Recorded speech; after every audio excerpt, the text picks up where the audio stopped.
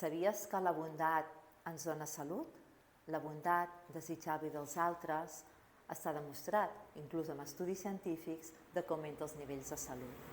Per què? Perquè els valors espirituals no cal que sigui d'una religió en concret. Els valors espirituals, atemporals, aquest sentiment, aquesta experiència íntima que tenim del transcendent, que intueixes que hi ha alguna més, aquests valors ens acompanyen en els nostres pensaments, en les nostres accions del dia a dia.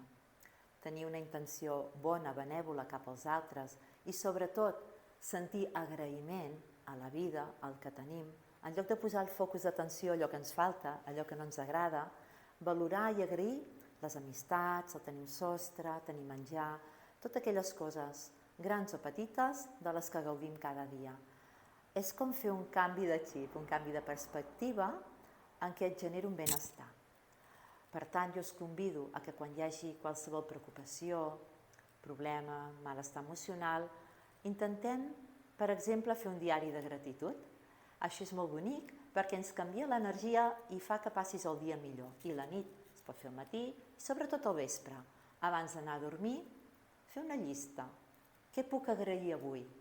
Doncs ha sortit el sol, he fet un cafè que estava molt bo, he vist una amiga, tinc sort de tenir una feina, amb la qual tinc uns ingressos que pago les factures, o ha plogut i ha regat i està tot meravellós, o, no ho sé, he vist un nen petit que somreia, o la senyora que m'ha venut el pa doncs m'ha fet un somriure.